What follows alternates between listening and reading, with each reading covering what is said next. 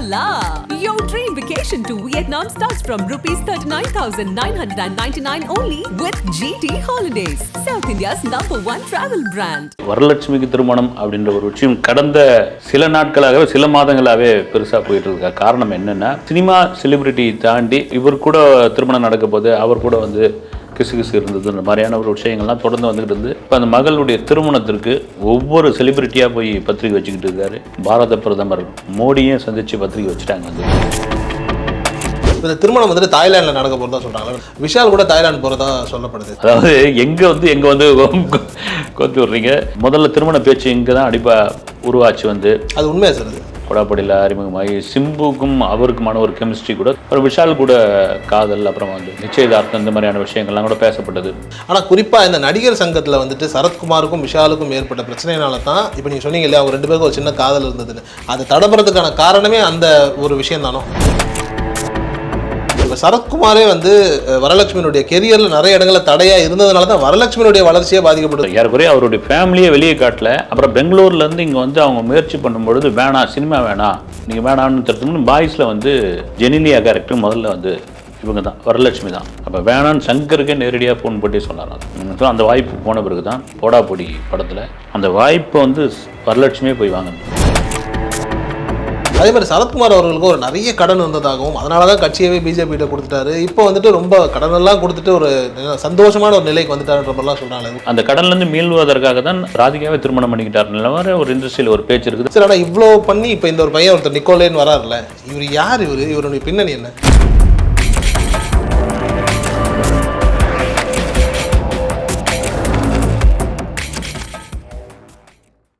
ஆகாயம் நேயர்களுக்கு வணக்கம். நான் உங்கள் அஷ்ரஃப். இன்று நம்மோடு இருப்பது செய்தியார் திரு செய்யார் பாலு அவர்கள். சார் வணக்கம். சார் வணக்கம். சரி, இப்போ சரத்குமார் வந்துட்டு மாமனாராக போகிறாரு.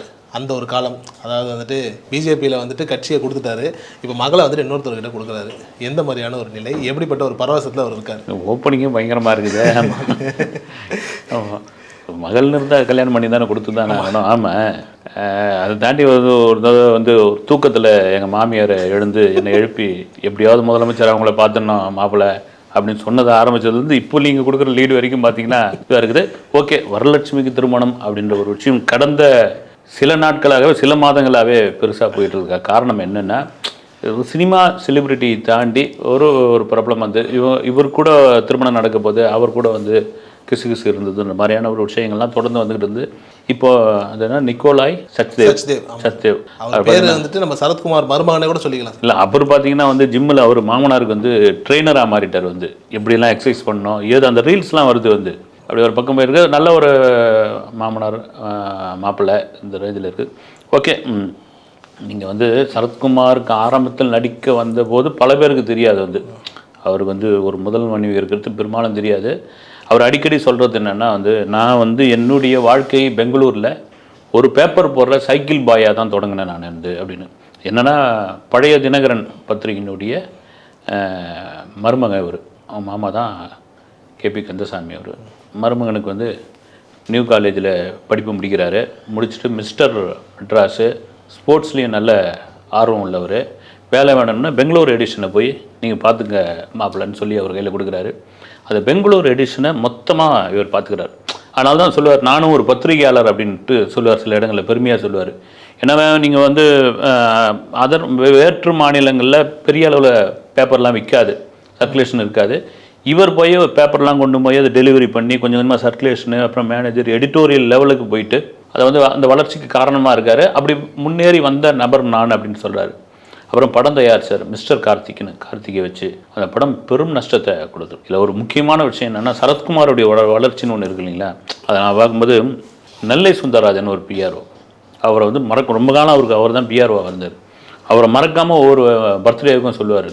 என்னென்னா, அவர் சில சமயம் மறந்து போயிடுவார். நெல்லை சுந்தரம் சரத்குமார் பர்த்டேவுக்குன்னா அவர் மைக்கை பிடிச்சி புரட்சி தமிழன் சத்யராஜ் பிறந்த நாள்னு ஒரு தடவை சொல்லிட்டார். எல்லாரும் சிரிச்சிட்டாங்க.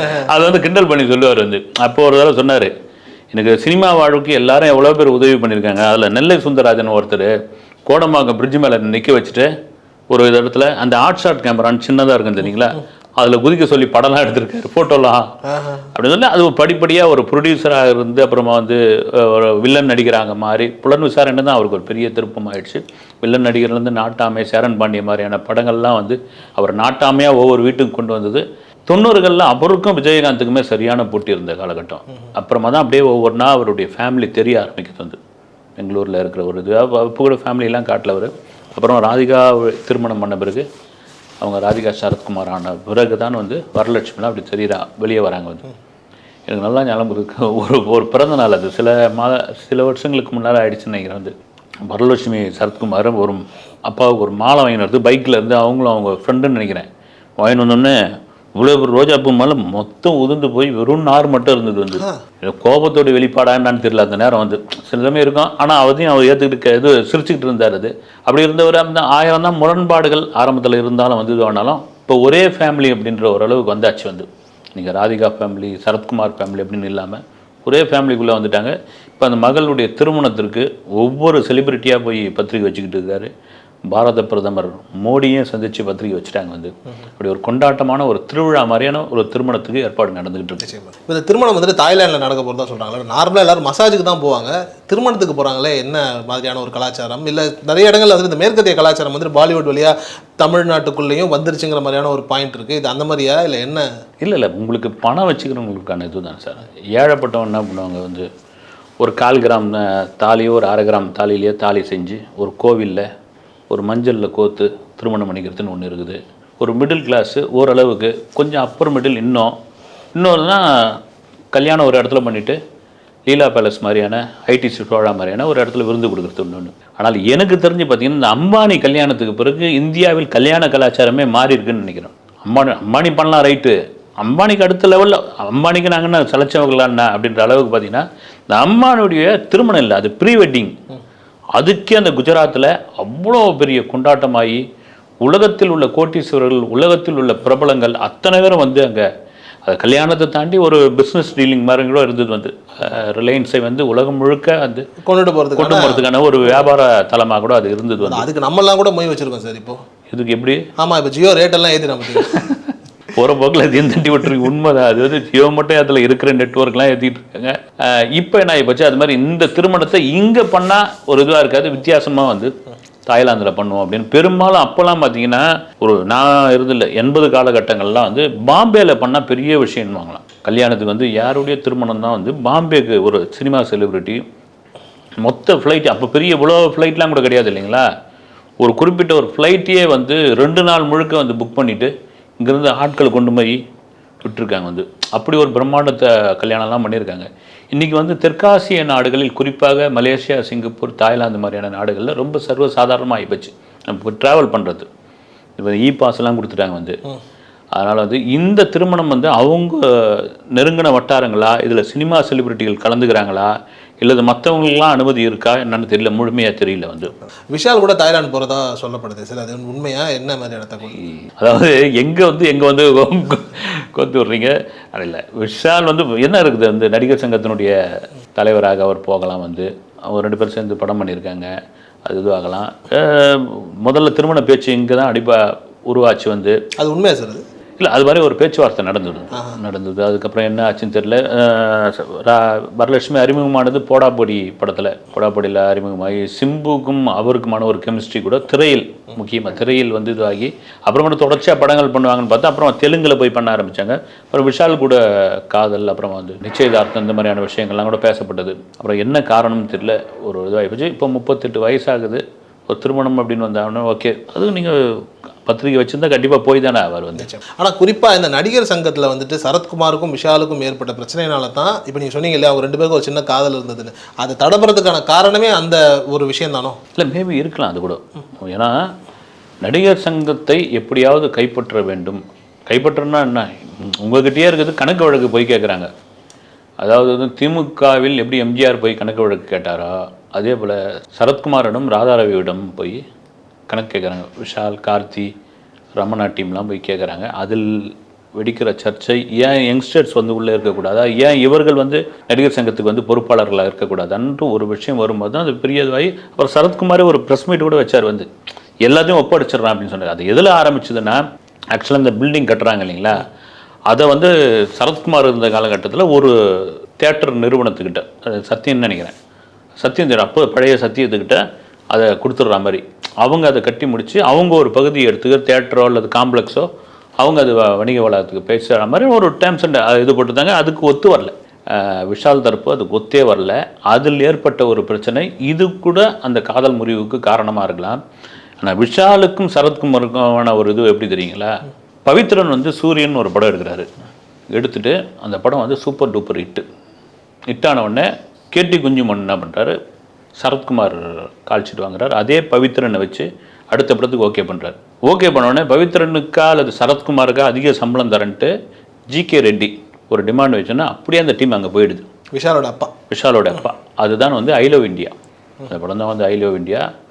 பயங்கர மிக பிரம்மாண்டமாக பெரிய அளவில், அதாவது வந்து 10 சூரியனுக்கு தாண்டிய ஒரு வசூலை கொடுக்கும் அப்படிலாம் எதிர்பார்த்தாங்க. அந்த படம் வந்து அட்ர ஃப்ளாப் ஆச்சு அந்த படம். அது காரணம் என்னென்னா, சூரியன் படத்திற்கு பவித்ரன் இயக்குனராக இருந்தாலும் அதனுடைய அசோசியேட் டைரக்டர் கோ டைரக்டர்ஸ் வந்து சங்கரும் வெங்கடேஷும். சங்கர் வந்து ஆக்ஷன் போர்ஷன்லாம் பார்த்துப்பாரு, வெங்கடேஷ் வந்து காமெடி சென்ஸ் பயங்கரமாக உள்ள. இது 2 பேரும் தான் பலமானாங்க. அந்த கோவத்தில் தான் கேட்டி குஞ்சுமன் என்ன பண்ணாருன்னா, வெங்கடேஷை கூப்பிட்டு படம் பண்ண சொன்னார். நீ வந்து எனக்கு ஒரு படம் பண்ணணுன்னா, அந்த நேரம் அவர்கிட்ட கதை இல்லைன்னா தன்னுடைய நண்பர் 2 பேரும் நண்பர்கள் சங்கர் அமுச்சு விட்டாப்புல. சங்கர் போய் அங்கே கதை சொன்ன கதை என்ன தெரியுங்களா, ஒரு ஆர்ட் ஃபிலிம் மாதிரியான ஒரு கதை. கேட்டு கொஞ்சம் டென்ஷன் ஆகிட்டுக்கிறாரு.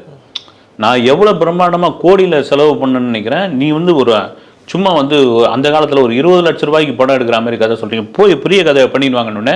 அதுக்கப்புறம் சங்கர் வெங்கடேஷ் இன்னும் சில பேர்லாம் சேர்ந்து டி நகர் நடேசன் பார்க்கில் உட்காந்து கதை ரெடி பண்ணுறாங்க. இவங்க எதிர்பார்க்கவே இல்லை ஒரு பிரம்மாண்டமான ஒரு படத்தை வந்து எவ்வளோ, அதாவது வந்து ஒரு வார்த்தை ரமணா படத்தில் வரும் இல்லைங்களா, எவ்வளோ செலவானாலும் பரவாயில்ல அப்படின்ற மாதிரி, எவ்வளோ செலவானாலும் இதே கிடையாது. ஏன்னா பவித்ரன் மேலே உள்ள கோபம் சரத்குமார் உள்ள கோபம், அப்படி உருவான படம் தான் வந்து ஜென்டில்மேன். இப்போ இங்கே ஐ லவ் இந்தியாவுக்குள்ளே வருவோம். ஐ லவ் இந்தியா எடுக்கிறாங்க, பெரிய இதுவாகுது, படம் அட்டர் ஃப்ளாப் ஆகுது.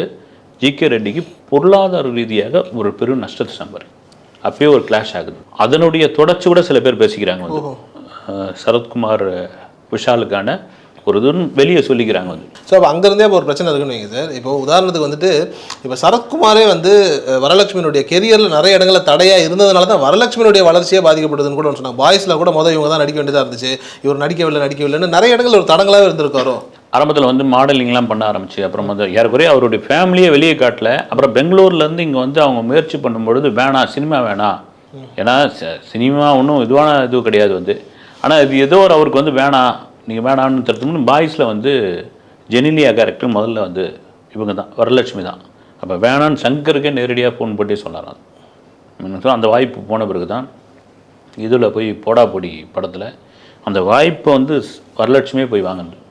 என்ன தான் சொன்னாலும் சரி, நான் நடித்தே தீருவேன்.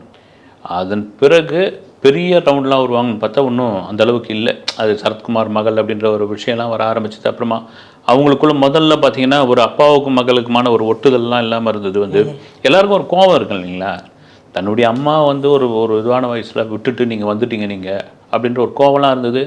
அப்புறம் வந்து இந்த பணக்காரர்கள் மத்தியில் ஒரு பிரபலமானவர் மத்தியில் அதில் சகஜமான போகிற ஒரு விஷயமாக ஆயிடுச்சு. அப்புறம் குடும்பம்லாம் ஒன்றா சேர்ந்துருச்சு. இப்போ பத்திரிகைலாம் கூட எல்லாருமே ஒன்றா சேர்ந்து போய் எல்லாம் ஒன்றா அந்யோன்யமாக தான். ஆமாம், அந்யோன்யமாக இருக்கிறாங்க. அது ஓகே.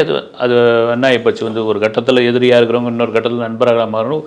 ஒரு குடும்பம் பகையாக இருக்கும்போது இன்னொரு குடும்பம் வந்து உறவாக மாறி ஒரு சேர இது பண்ணுவாங்க. வீட்டில் முக்கியமான கல்யாணம், அதுவும் மகள் வந்து செல்ல மகள் வந்து சரத்குமாருக்கு, அதுதான் போயிட்டு எங்கெங்கே யார் செலிபிரிட்டி இருக்காங்களோ அத்தனை பேருக்கும் அந்த திருமண பத்திரிகை வச்சுக்கிட்டு வராரு வந்து. குறிப்பாக சினிமா வாழ்க்கை அப்படின்பொழுது வரலட்சுமி நாங்கள் கூட ஒரு தடவை ஒரு இன்டர்வியூவில் கேட்கும்போது சொல்லியிருந்தோம், ஏங்க அடுத்தடுத்து படங்கள்லாம் கிடைக்கலன்னா பட வாய்ப்பு கொடுத்தா தானேங்க நான் நடிக்கிறதுக்கு, மீடியாக்கள்லாம் சேர்ந்து ஒட்டு மொத்தமாக வந்து நீங்கள் கிசு எழுதி போட்டிங்கன்னா நான் என்ன பண்ணணும். அப்போ கிசு மேலாம் ரொம்ப கோபமாக இருந்த காலகட்டம் வந்து அது கூட அட்வைஸ் பண்ணியிருக்கலாம் சரத்குமார், நான் சந்திக்காத கிசுவா ஏம்மா நீ வேற வந்து அவரை வந்து போட்டு ஈராவிலேருந்து தொடங்கி நக்மா வரைக்கும் எத்தனை பத்திரிகைகள் எழுதியிருக்குது வந்து. அப்போ பிரிண்ட் மீடியா தான் கோவப்பட்டுருவார். உண்மைதான். ஆனால் அதெல்லாம் ஒரு பெருசாக எடுத்துக்கல சார். ஆனால் அதெல்லாம் ஒன்றும் கடை அப்போ கோவப்பட்டு சம்மந்தப்பட்ட ரிப்போர்ட்டர்ஸ்க்கெலாம் பேசியிருக்காரு. ஒரு பத்திரிகை ஆஃபீஸ்லாம் அடிச்சலாம் நொறுக்கியிருக்காரு வந்து அவருடைய ஆட்கள்லாம் வந்து. அதெல்லாம் நடந்திருக்குது வந்து. கோவமாயி அதை நான் பண்ணல, என்னுடைய ரசிகர்கள் பண்ணது அப்படின்னாரு. சரத்குமாருக்கும் ஒரு பெரிய ரசிகர்கள் இருந்தது. இதெல்லாம் அவங்ககிட்ட பேசும்பொழுது ஆமாம் இல்லை அப்படின்னு ஆயிடுச்சு. தாரத்தப்பட்ட படம் வந்து ஒரு பெரிய எதிர்பார்ப்பில் வரலட்சுமி இருந்தாங்க வந்து. எல்லாருமே எதிர்பார்த்தாங்க இந்த படம் பாலா கிட்ட போயிட்டு வந்தால் அவங்க ஒரு சக்ஸஸ்ஃபுல் ஹீரோ ஹீரோயினா இல்லை நடிகர் நடிகையாக மாறுவாங்க அப்படின்னு தான் தாரதப்பட்ட மேலே ஒட்டுமொத்தமாக இருந்து அந்த படம் வந்து வாஷ் அவுட் ஆன உடனே யாரோ சினிமா அப்படியே குறைச்சிக்கிட்டு தெலுங்கு பக்கம் போயிட்டாங்க வந்து. அந்த சமயத்தோட தாரதப்பட்டில் பெரிய சர்ச்சையெல்லாம் கூட நடந்தது தெரியுங்களா. ஏன்னா பாலா ரியலாக எடுக்கணும் அப்படின்றதுக்காக ஒரு காட்சி ஆர்கே சுரேஷ் வந்து வரலட்சுமி தலையில் ஒரு இரும்பு கண்ணாடி ரோல் இருக்கு இல்லைங்களா, அதில் அடிக்கணும். Art director dummy roll ready பண்ணிட்டாரு. பாலான்னு சொல்கிறாராம், டம்மி ரோலை தூக்குங்க, நிஜமான கண்ணாடி ரோல் வைங்கன்ற. அங்கேருந்து கேமராமேன் செழியன்னு நினைக்கிறேன், ரைட்டு ஓகே கொலகேஸில் எல்லாரும் உள்ளே போகிறாங்க அப்படின்றாராம். அது தெரியாது. இவர் சொல்கிறான் ஆர்கே சுரேஷ் சார் எப்படி சார்ண்ணா அடிங்க பார்த்துக்கலான்னு அடித்து ஒரு 4-5 தையல் போட்டு அம்மா தையல் போட்டு அந்த காட்சி ரியலாக வரணும்னு சொல்லி மற்ற ஆர்டிஸ்ட்டாக இருந்தால் உண்மையிலே பாலா மேலே வந்து ஒரு பெரிய ப்ரெஸ் மீட்டே வச்சு இது பண்ணிடலாம். வரலட்சுமி புரிஞ்சுக்கிட்டு அப்புறம் பாலா என்ன சொன்னார் தெரியல, அந்த காட்சி சரியாக வரணும்னு அப்புறம் மானிட்டரில் போட்டு காமிச்சாருன்னு தெரியல. ஒரு தனியார் யூடியூப் சேனல் ஒரு விழாவில் கூட பார்த்திங்கன்னா அவங்க அம்மாவை கூப்பிடுவார் வந்து, பாலா கூப்பிட்டு அந்த விருது கொடுக்கும்போது எனக்கு வந்து அவர் என்னென்னா நான் சென்னையில் வந்தோடனே அவருக்கு வந்து சோறு போட்டது வந்து பாலுமகேந்திரா உடைய அகிலாமா தான். அதுக்கப்புறம் எனக்கு வந்து இந்த அம்மாவை தான் நான் பார்க்குறேன்ற ரேஞ்சில் அவர் பேசியிருந்தார். அது காரணம் என்னென்னா ஒரு மகள் மீது இப்படி ஒரு டைரக்டர் வந்து யாராவது தகவலும் அவங்க அம்மா சும்மா விடுவாங்களா? சரத்குமாரோட அம்மா விட்டார், சரத்குமார் விட்டால் கூட அம்மா விடுவாங்களா? அதை புரிஞ்சுக்கிட்டு அதை ஓகே பண்ணிவிட்டு இந்த மாதிரி விஷயங்கள்லாம் இருந்தது. அந்த படம் தான் வரலட்சுமி பெரிய அளவில் எதிர்பார்த்த படம். அது ஃபெயிலியர்னு சுத்தமாக தமிழில் வந்து ராசி இல்லாத நடிகன்னு அப்படி ஓரம் கட்டிட்டாங்க வந்து. அதே மாதிரி சரத்குமார் அவர்களுக்கு ஒரு நிறைய கடன் வந்ததாகவும் அதனால தான் கட்சியவே பிஜேபிகிட்ட கொடுத்துட்டாரு. இப்போ வந்துட்டு ரொம்ப கடனெல்லாம் கொடுத்துட்டு ஒரு சந்தோஷமான ஒரு நிலைக்கு வந்துட்டாருன்ற மாதிரிலாம் சொல்கிறாங்க. உண்மையாக சார்? இல்லை மேபி இருக்கலாம் வந்து கடனில். ஏன்னா அவருடைய முதல் பட தயாரிப்பு பார்த்தீங்கன்னா மிஸ்டர் கார்த்திக் பெரிய ஃபெயிலியர். அதுலேயே பெரிய கடன் ஆகி அந்த கடன்லேருந்து மீள்வதற்காக தான் அவர் நடிக்க ஆரம்பித்து அவருக்கு புலன் விசாரணை ஒரு படம் வராமல் இருந்ததுன்னு வச்சுங்க, நடிப்புலேயும் அவர் காணாமல் போயிருக்கும். புலன் விசாரணை ஒரு பக்கம் வருது, இன்னொரு பக்கம் வந்து KS ரவிக்குமாரும் விக்ரமன் ஒரு டைரக்டர் அவர் வாழ்க்கைக்குள்ளே வரலன்னா இந்த ரேஞ்சுக்கு வந்திருக்க முடியாது. குறிப்பாக ஆர்பி சௌத்ரியை வந்து முதலாளின்னு சொல்லக்கூடிய 3 பிரபலங்கள் வந்து, ஒன்று வந்து KS ரவிக்குமார், இன்னொன்று வந்து விக்ரமன், இன்னொன்று சரத்குமார். முதலாளின்னு சொல்கிறது அந்த முதலாளின்ற சொல்கிற வார்த்தையே இது ஆகிப்போச்சு. ஆனால் கடன்லேருந்து அந்த கடன்லேருந்து மீள்வதற்காக தான் ராதிகாவே திருமணம் பண்ணிக்கிட்டாருன்ற மாதிரி ஒரு இண்டஸ்ட்ரியில் ஒரு பேச்சு இருக்குது. அது எந்த அளவுக்கு உண்மைன்னு தெரியல. அப்படி ஒரு பேச்சு இருந்ததோ ராதிகா அவருக்கு? ஆமாம், அப்போவே அவருக்கு ஒரு கடன் இருந்தது. அந்த கடன் வந்து கோடிகளில் இருந்த கடனை வந்து இவங்க தான் அடைச்சி கொடுத்தாங்க, அதனுடைய இதுவாக தான் அவங்க வந்து திருமணம் பண்ணிக்கிட்டாரு அப்படின்ற மாதிரி ஒரு டாக் இருந்தது. சரி, ஆனால் இவ்வளோ பண்ணி இப்போ இந்த ஒரு பையன் ஒருத்தர் நிக்கோலேன்னு வராருல்ல, இவர் யார்? இவருடைய பின்னணி என்ன? இல்லை, இவர் கூட பார்த்தீங்கன்னா நான் இப்போ தான் விசாரிக்கும் போது தெரிஞ்சது, இவர் வந்து உறவினர்ன்றாங்க வந்து. யாருக்கு? இவங்களுக்கு வந்து வரலட்சுமி தாயாருக்கு. ஆமாம், அவங்களுக்கு உறவினர் வந்து நிக்கோலஸ் சக்தேவ். பேரே பாருங்க எப்படி இருக்குதுன்னு. அவர் உறவினர், ஏற்கனவே திருமணமானவர். அவர் 12 வயசில் ஒரு பெண் குழந்தையே இருக்குது அப்படின்னு சொல்லியிருக்காங்க.